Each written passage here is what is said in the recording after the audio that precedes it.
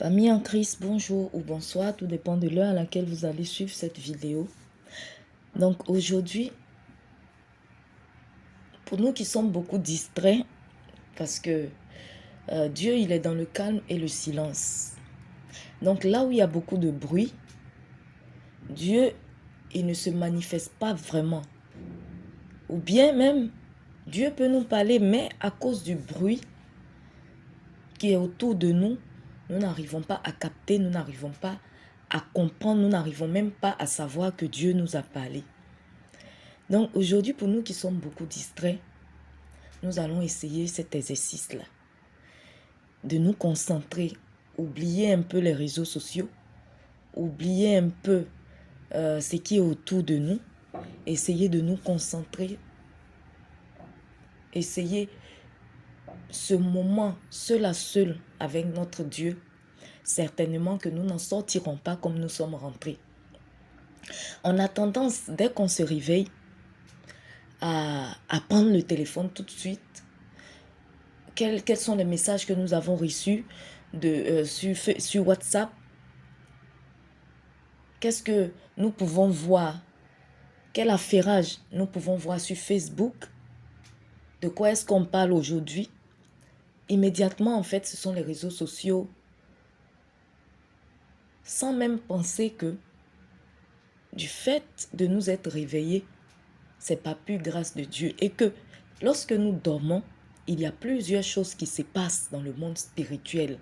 Parce que lorsque notre corps se repose, notre âme qui ne dort pas, elle peut être appelée dans le monde des ténèbres. Elle peut être un peu partout. Elle peut subir plusieurs choses.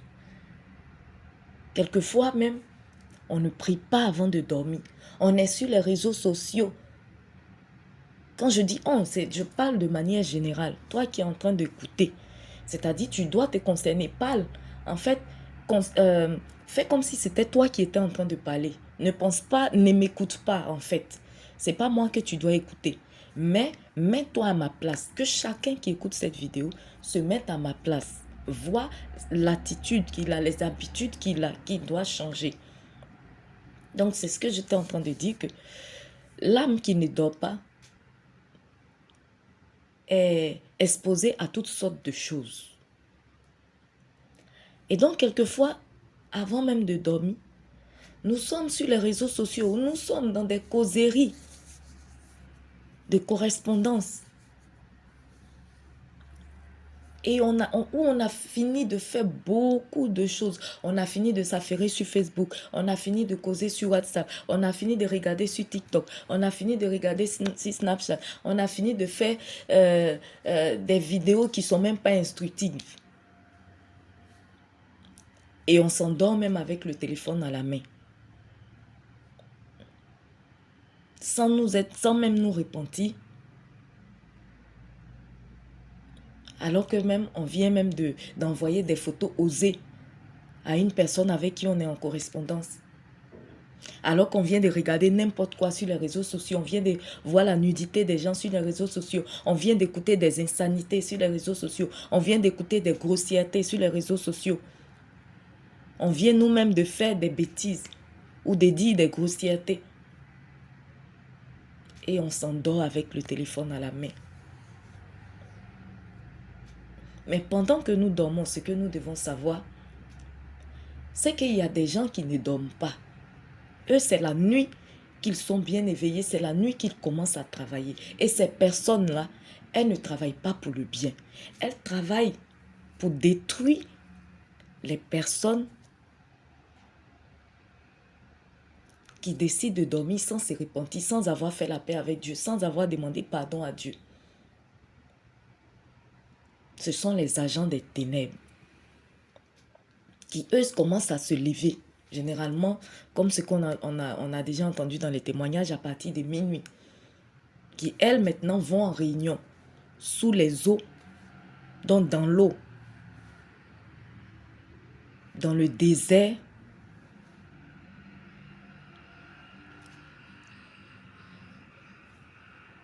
dans des réunions avec le diable. Et pendant cela, nous sommes en train de dormir. Nous dormons paisiblement, profondément, et ils peuvent faire exactement ce qu'ils veulent.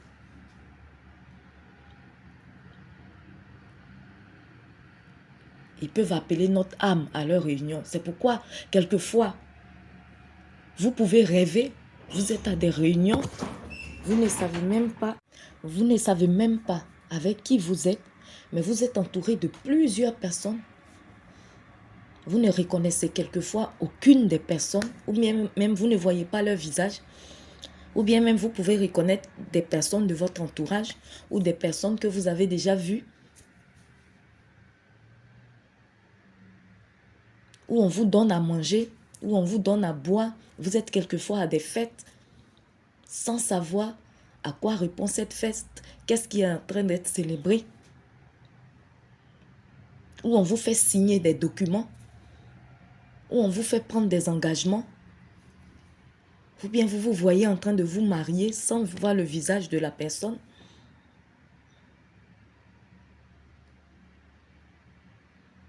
Je ne dis pas que tout mariage, tout rêve de mariage, c'est forcément mauvais. Voilà, parce que Dieu, de la même manière, le diable et ses agents nous attaquent, Dieu aussi nous parle en rêve. Le diable, il ne fait que copier ce que Dieu fait. Voilà. Mais c'est quand tu fais un rêve, la sensation que tu as quand tu te réveilles, c'est ce qui peut déterminer si c'était bon ou bien si c'était si c'était mauvais, si c'était une attaque. Parce que tout ce que Dieu fait donne la paix. Si tu fais un rêve, que tu te réveilles avec la paix, la joie, c'est quelque chose en principe qui vient de Dieu. Mais quand tu te réveilles avec l'angoisse, l'inquiétude, ça, ce sont des attaques. Tout ce que Dieu fait est paix. Mais tout ce que l'ennemi fait est angoisse, est inquiétude, est peur.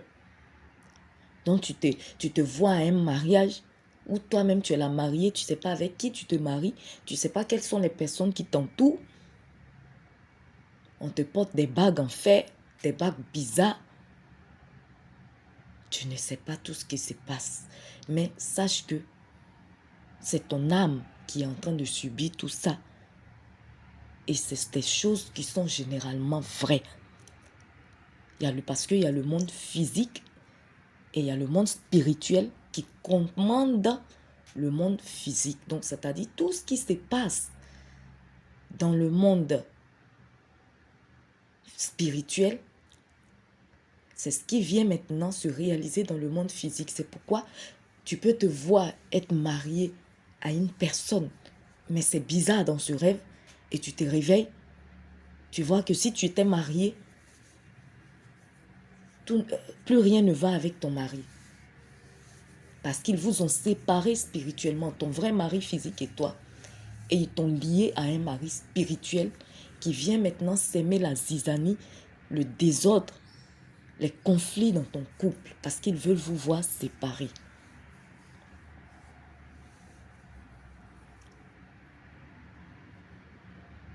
Je sais que toi qui es en train de m'écouter, certainement dans tout ce que je suis en train de décrire, tu as déjà vu des trucs. Je ne peux pas tout citer, mais c'est pour dire que les rêves que nous faisons, c'est bien vrai qu'il peut y avoir des rêves de distraction, mais il y a aussi des rêves qui sont réels. C'est ce que subit ton âme, que toi tu es en train de voir pendant que ton corps est couché. Donc, nous avons Job 33, le verset 14 à 15, qui nous dit: Dieu parle cependant tantôt d'une manière, tantôt d'une autre, et l'on n'y prend point garde. Donc c'est ce que je disais au début, l'on n'y prend point garde quand nous sommes trop distraits et que nous sommes préoccupés à d'autres choses.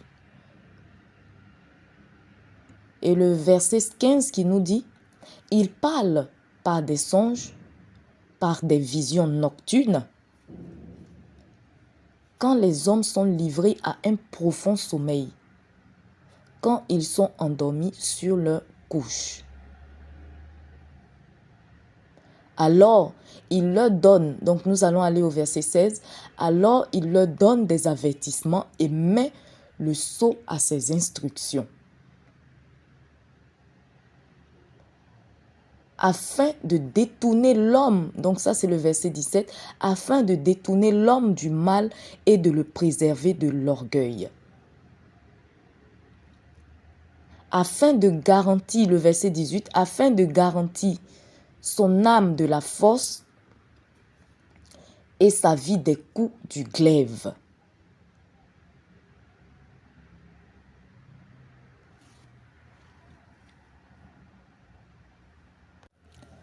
Donc verset 19, par la douleur aussi, l'homme est repris sur sa couche quand une lutte continue vient agiter ses os.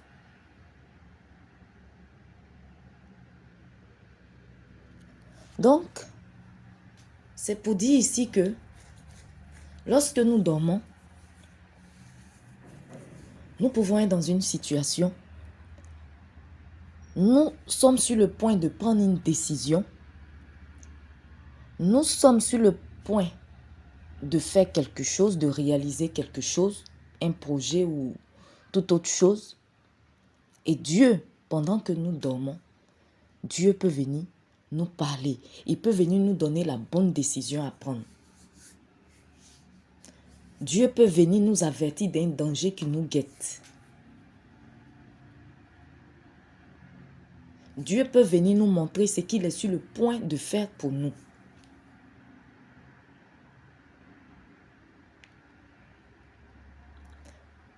Dieu peut venir nous guérir en rêve, nous montrer la solution pour une maladie que nous avons, ou venir nous montrer un remède, ou venir nous dire comment est ce que nous devons faire.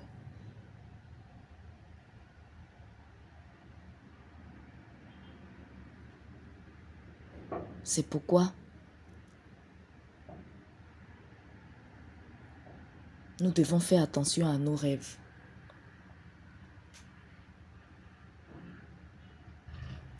Et lorsque nous nous réveillons, que nous ne sautons pas sur nos téléphones portables pour aller voir sur WhatsApp qui nous a écrit, ou pour aller voir sur Facebook quelles sont les nouvelles du jour, quels sont les affairages du jour. Parce que plusieurs se sont couchés et ne se sont plus jamais réveillés. Pas forcément parce que c'était leur jour qui était arrivé, mais parce que ces personnes-là ont subi des agressions de la part des agents des ténèbres.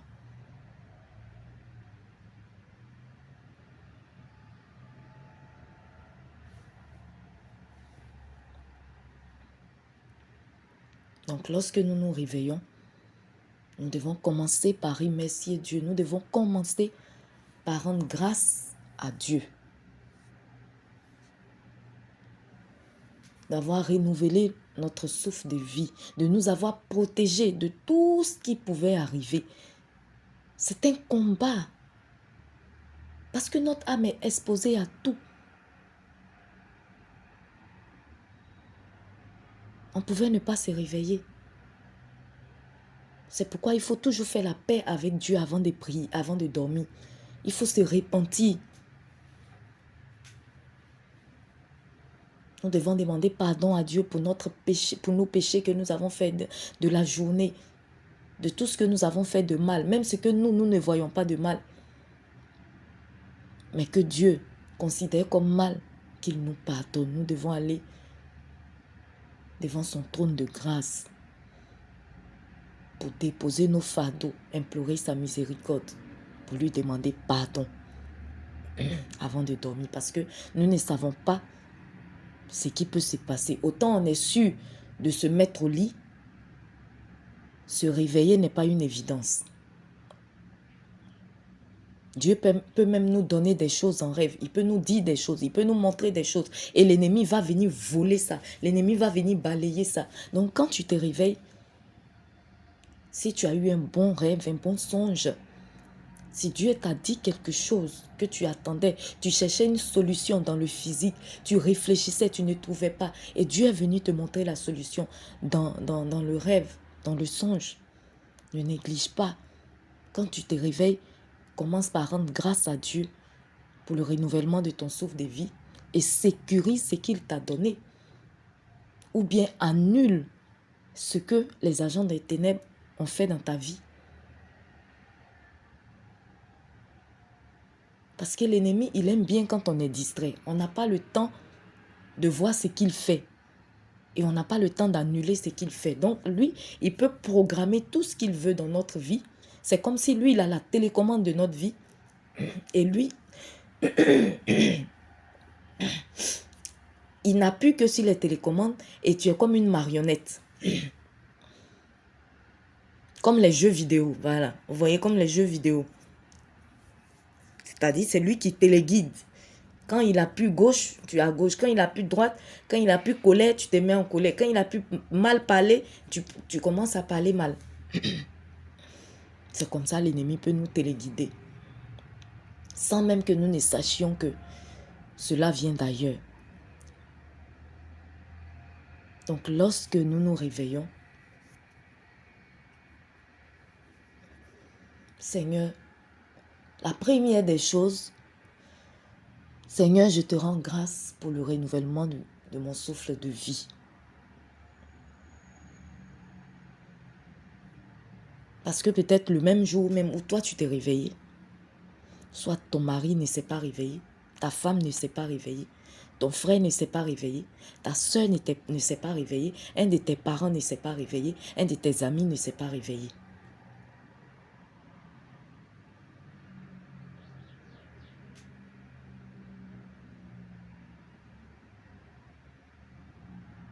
Donc rendons grâce à Dieu. Essayons de passer un moment de méditation. Passons même un moment de méditation, d'adoration. Parce que l'ennemi n'aime pas quand on adore notre Dieu. Il est allé jusqu'à dire à Jésus, après ses 40 jours de jeûne et de prière, prosterne-toi devant moi, adore-moi. Il est jaloux. Il est énervé quand nous adorons notre Dieu, quand nous nous prosternons devant notre Dieu. Parce que cela réjouit le cœur de notre Dieu.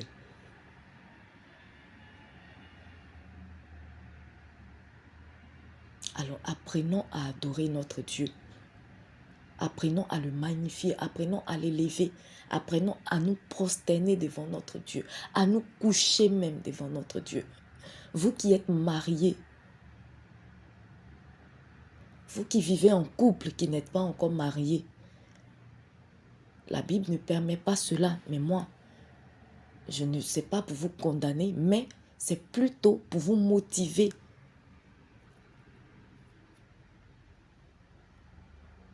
à avoir des moments de méditation, des moments de prière ensemble. Et je suis sûre que régulièrement, en faisant,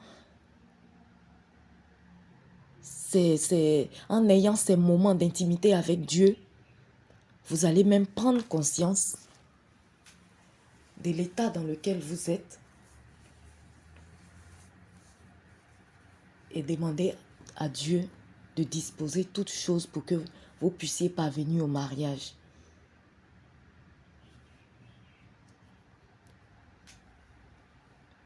Même avec vos familles, avec vos enfants, les parents, les enfants, vous pouvez avoir des moments de méditation. Même au moins une fois, ne serait-ce qu'une fois par semaine. Vous pouvez avoir des moments de partage, de louange, d'adoration.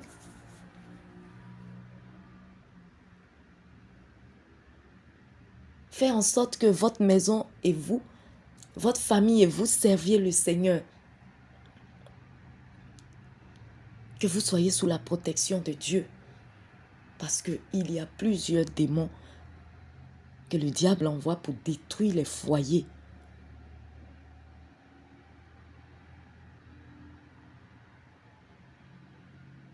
Plusieurs. il empêche plusieurs mariages et il détruit plusieurs foyers. Et si tu n'es pas vigilant, tu vas voir ton foyer voler en éclats pour un rien. Plusieurs personnes, que ce soit femmes comme hommes, n'arrivent pas à se marier. Pas parce que c'est de mauvaises personnes, pas parce qu'elles n'en ont pas envie, mais parce que spirituellement, elles sont déjà mariées à des sirènes, à des maris de nuit, qui les empêchent de se marier. Tant que ces personnes-là mènent des vies de débauche, tant que ces personnes-là ont plusieurs copines, ont plusieurs copains, l'ennemi se réjouit, il n'y a pas de problème. Ils leur permettront même d'en avoir autant. Mais lorsqu'il s'agit du mariage, non, non, non, non, non, non. L'ennemi n'est pas content. C'est pourquoi nous devons demeurer dans la parole de Dieu. Nous devons avoir des moments d'intimité avec Dieu parce que c'est en ce moment-là que Dieu nous parle. C'est en ce moment-là que Dieu nous montre des choses. C'est en ce moment-là que Dieu nous avertit de certains dangers et nous montre même, nous dispose à pouvoir contrecarrer ces dangers-là. J'encourage les couples, même une fois, trouver au moins un temps de partage, de lecture de la parole de Dieu et de partage. Même demander à vos enfants que tout le monde intervienne, que tout le monde parle. Même demander à vos enfants. Pour les plus petits, vous leur expliquez oralement comme une histoire. Et pour ceux qui sont en âge de pouvoir comprendre et de s'exprimer, que vous fassiez un tour pour que chacun puisse dire ce qu'il a compris de cette parole-là. Et toi, le Père, tu peux faire la conclusion et confier ta famille à Dieu parce que Dieu a dit que c'est toi le chef de famille. Donc le chef de famille, ce n'est pas seulement aller chercher de l'argent, aller travailler seulement pour venir, pour que ta famille ne manque de rien. Mais c'est aussi que tu sois le chef spirituellement. C'est aussi toi qui dois confier ta famille à Dieu.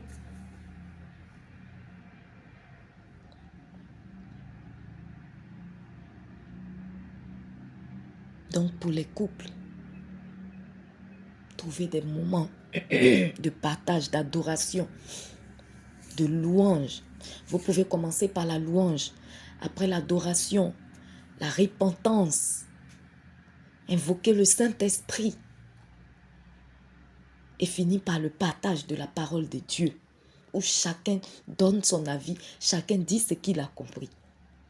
Il ne s'agit pas, il n'est pas question de dire non, c'est faux, non, c'est pas comme ça, c'est que tu viens de dire non. Mais il faut encourager même les enfants, même si ce qu'ils ont dit ne va pas trop dans ce sens. Oui, c'est vrai ce que tu as dit, voilà, et on peut comprendre ça aussi comme ça. Il faut déjà imprégner les enfants parce que dehors, le dehors est mauvais. Il y a toutes sortes d'amis, toutes sortes même d'enfants sorciers qui peuvent initier vos enfants à la sorcellerie lorsqu'ils vont à l'école. On ne sait pas ce qui se passe.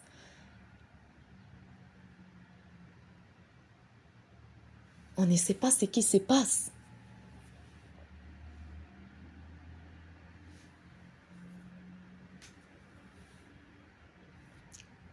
Les enfants sont exposés à toutes sortes de dangers. Les enlèvements. Même les agressions entre enfants. Il y a des enfants qui agressent les plus petits.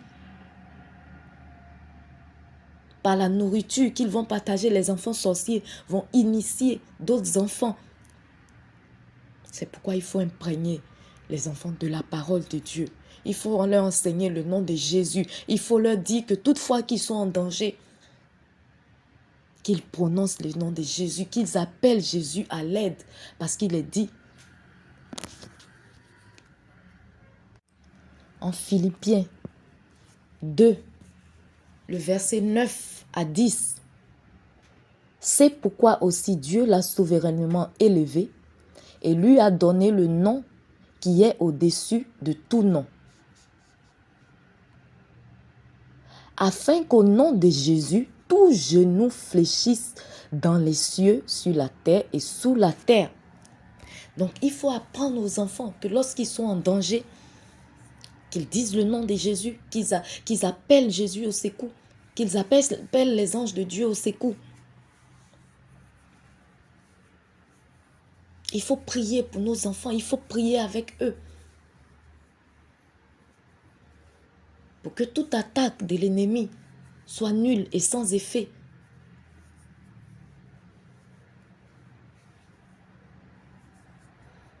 Même les nouveau-nés, il faut les confier.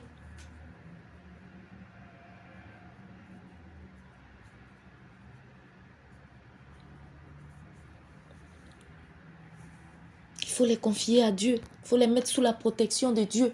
Parce que tous ceux qui vous montrent des dents blanches, qui viennent vous donner des cadeaux, ce ne sont pas tous qui viennent de bon cœur. Il y en a qui viennent déjà pour voler les étoiles, pour détruire, détourner la destinée de cet enfant. Donc, sachons que tout peut se passer en rêve. Tout peut se passer en rêve. C'est le monde spirituel qui commande le monde physique. Alors, déjà avant de nous mettre au lit, nous devons faire la paix avec Dieu. Parce que même nous ne savons pas ce qui peut survenir. Même si c'est la mort naturelle qui fait que nous n'arrivons plus à nous réveiller, que nous ne nous réveillons pas. Au moins que nous soyons sûrs d'être au bon endroit. Que notre âme soit au bon endroit après la mort.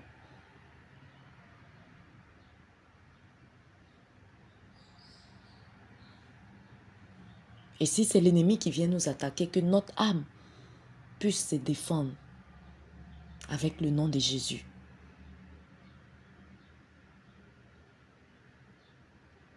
Donc lorsque nous nous réveillons, prenons un peu notre Bible pour méditer. Mettons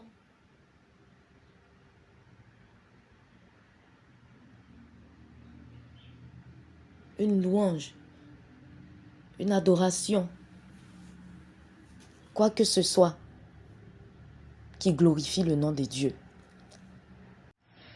Nous pouvons même faire des rêves que nous oublions. Et c'est pendant ces moments de méditation, d'adoration, de louange, que Dieu peut nous rappeler, que l'Esprit de Dieu peut nous rappeler ces rêves-là.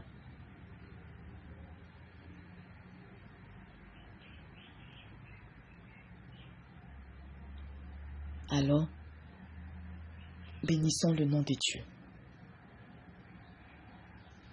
Qui est comme toi sur la terre et dans les cieux? Bien-aimé, adopte une attitude d'adoration. Celui que tu es venu adorer est au-dessus de toute domination. Essayons de nous concentrer. Son nom est Jésus-Christ de Nazareth, celui qui vit à jamais. D'avoir un moment d'intimité avec notre Dieu. Oui, mon âme bénit le Seigneur. Et mon esprit magnifie son nom. oui, car l'amour Chante avec nous. le retenu, Chante avec nous. même Dans dans le le tombeau. Jésus est Seigneur, même Essaie dans le tombeau. de trouver un moment d'intimité. Jésus est Seigneur. Appelons le Saint-Esprit. Oh Saint-Esprit, prends le contrôle de ce moment. Saint-Esprit, prends le contrôle. Saint-Esprit, prends le contrôle.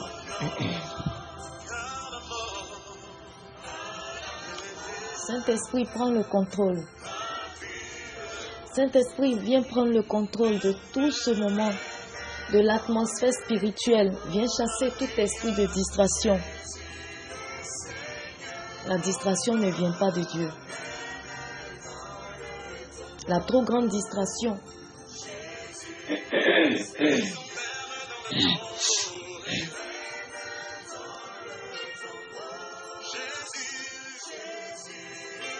Où on est sur les réseaux sociaux jusqu'à maintenant, lorsqu'on veut dormir, c'est là maintenant, on fait un semblant de prière et on dit « Seigneur, merci ». Et même, on n'a même pas fini de dire cette phrase, même qu'on est déjà assoupi, on est déjà endormi. Pourtant, on a passé des heures et des heures à écouter n'importe quoi sur les réseaux sociaux, à regarder n'importe quoi sur les réseaux sociaux. Car l'amour n'a pas pu le retenir, même dans le tombeau. Jésus est Seigneur, même dans le tombeau. Jésus est Seigneur.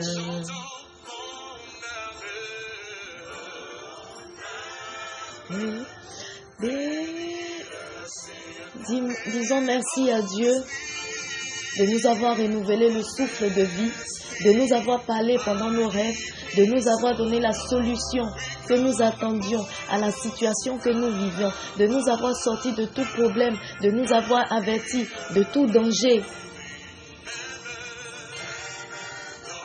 Nous savons peut-être que nous avons fait un rêve, mais nous ne nous en souvenons plus. Demandons au Saint-Esprit de venir nous rappeler ce rêve-là. Demandons au Saint-Esprit de nous expliquer le rêve que nous avons fait pendant la nuit.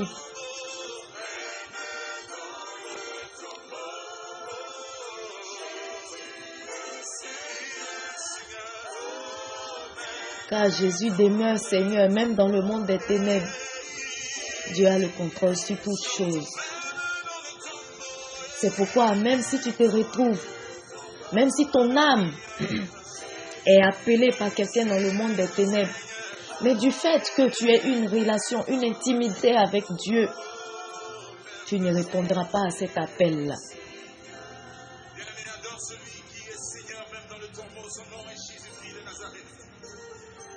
La Bible déclare que le troisième jour, il a vaincu la mort. Et il est sorti triomphant de ces jours de mort. Qui est comme toi, l'homme de Galilée? Nous vénérons ta présence en ce lieu.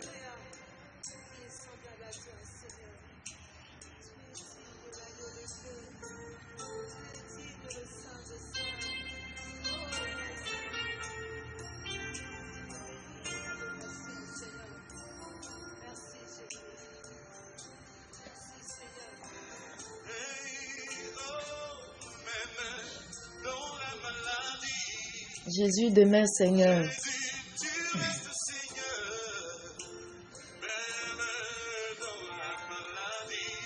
Jésus est toujours Seigneur.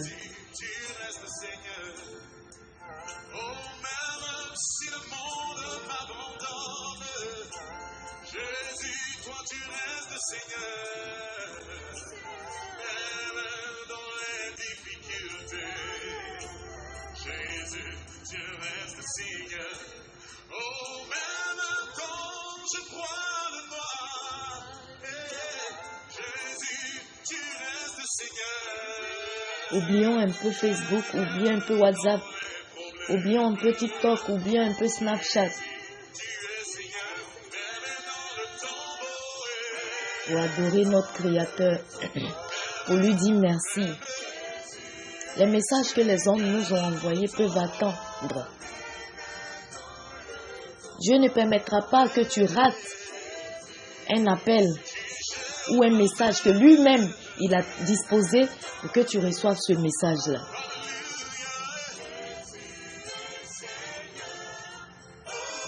Alors quand tu te réveilles, ne saute pas sur ton téléphone pour aller voir les messages ou les appels que tu as manqués. Commence par glorifier ton Dieu. Commence par l'adorer. Commence par le bénir. Commence par lui dire merci. pour qu'il puisse tout disposer pendant ta journée et annuler tout ce que l'ennemi avait prévu contre toi.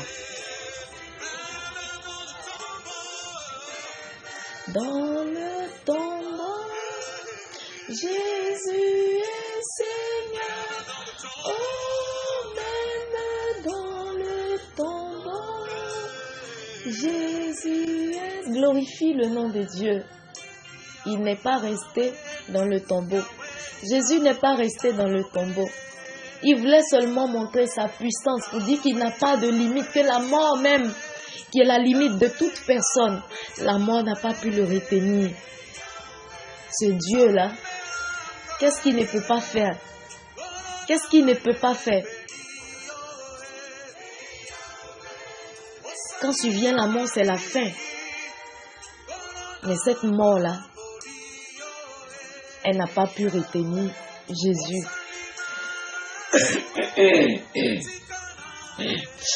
Cette mort-là n'a pas pu retenir Jésus. Jésus voulait montrer sa suprématie sur la mort.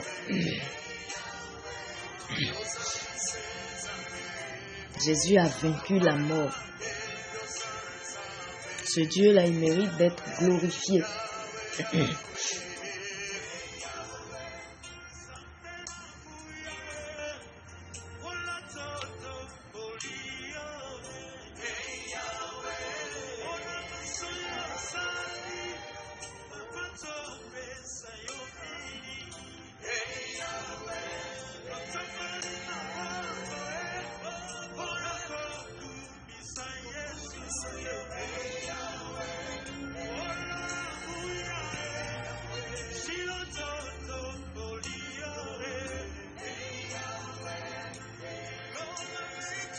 Et c'est cet exercice.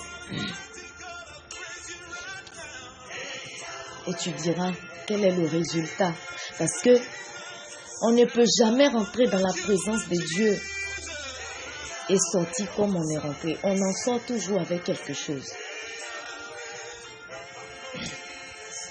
Essaie de te disposer, d'oublier un peu, de te déconnecter même.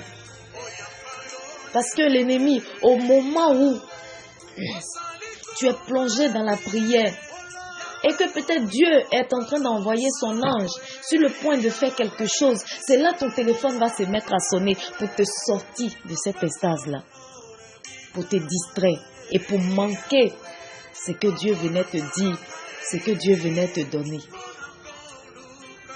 Les notifications vont te distraire. Apprends à te déconnecter.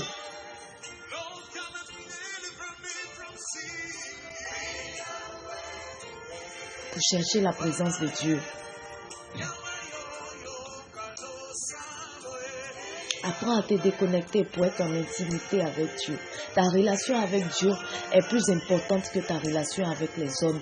C'est Dieu qui dispose toutes choses. C'est Dieu qui est au-dessus de tout. C'est Dieu qui commande tout. Une personne même peut être bien intentionnée. Elle te dit demain à 10h. Voilà, je te donne ça. On va faire ça. Je te promets ça. Si Dieu n'a pas disposé, si Dieu n'a pas permis, malgré la bonne intention de cette personne, elle ne tiendra pas à sa promesse. Alors cherche d'abord Dieu. Cherchons d'abord le royaume des cieux. Et tout ce que nous cherchons par la suite nous sera donné par la suite.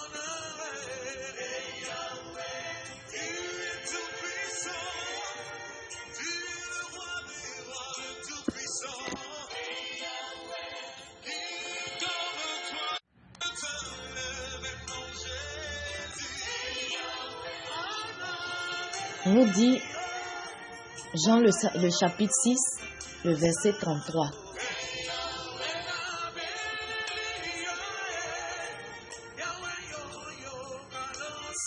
Nous ne devons pas mettre la charrue avant les bœufs. Ce sont les bœufs qui tirent la charrue. Donc nous ne devons pas chercher la prospérité avant Dieu. Nous ne devons pas chercher le mari ni la femme avant Dieu. Nous ne devons pas chercher des enfants avant Dieu. Nous ne devons pas chercher la santé avant Dieu. Nous ne devons pas chercher les voyages, la visibilité, la célébrité avant Dieu.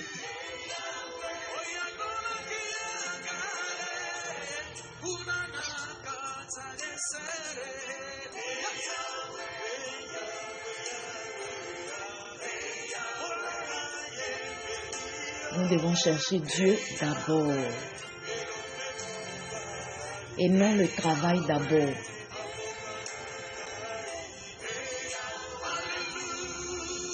Car lorsque nous avons Dieu et qu'il nous permet d'avoir ces choses que nous recherchons, il nous donne de la sagesse, de l'intelligence.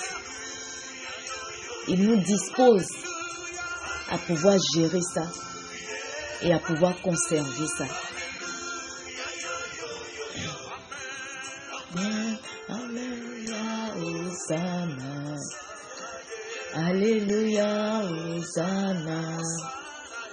Alléluia, Hosanna. Alléluia, Hosanna. Alléluia, Hosanna. Alléluia, Hosanna. Chante avec nous. Alléluia, Hosanna. Alléluia, Hosanna. Alléluia, Hosanna. Comme moi, peut-être tu étais avant un grand danseur, une grande danseuse des boîtes de nuit. Tu ne te fatiguais pas, tu étais tout le temps sur la piste. Mais sache qu'en donnant ta vie à Jésus, tu ne vas pas t'ennuyer. En Jésus aussi, il y a la joie. Il y a des louanges saines. Il y a des louanges saines.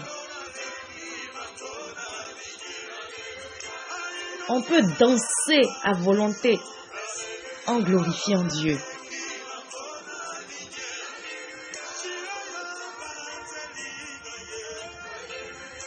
Autant certaines chansons qui ne sont pas pour la gloire de Dieu peuvent donner des conseils. Mais autant aussi nous avons vraiment des chansons dans le monde qui polluent l'esprit, qui polluent l'âme, qui détruisent la vie. Parce que ces chansons-là, que vous écoutez tout simplement comme des chansons, mais sont des incantations, des invocations, des imprécations qui vous sont lancées, qui appellent des démons à vous posséder, des démons dans vos vies. Il y a des personnes qui ont écouté des chansons et qui ont eu des comportements changés. Ou des chansons qui, lorsque vous les écoutez, vous font les éloges du péché et vous disposent à pécher. Même les films, même les dessins animés. C'est pourquoi nous devons faire attention à ce que nos enfants regardent. Parce que le diable, il travaille partout. Il n'a pas de limite.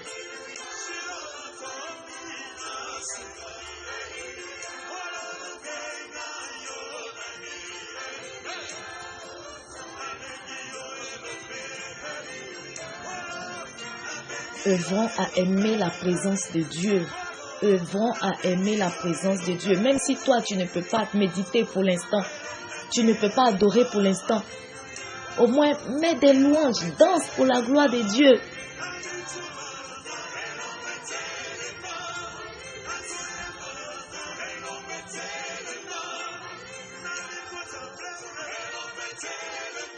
Fais tout pour demeurer dans la présence de Dieu.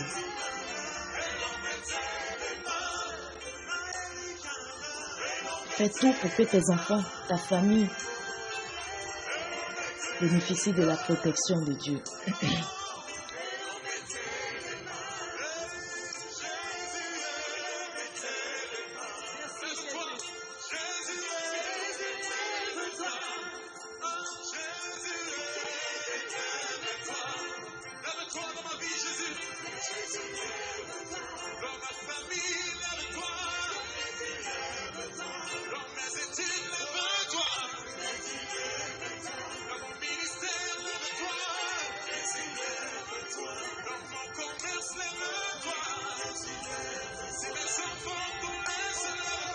Jésus, lève-toi. Jésus, lève-toi. Jésus, lève-toi. Jésus, lève-toi.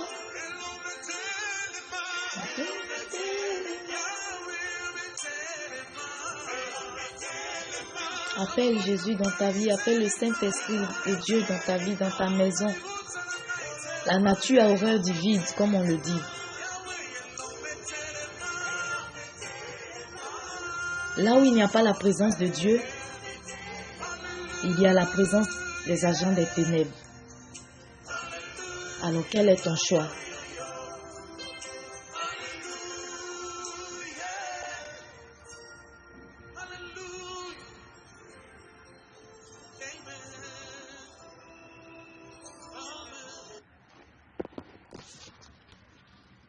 Quel est ton choix? Est-ce que tu préfères que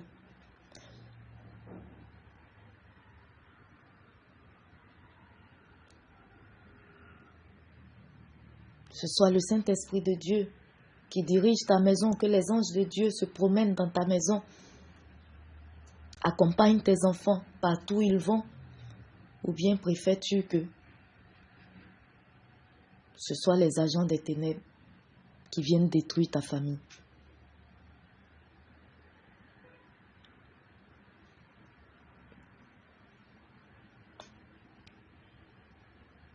Abba Père,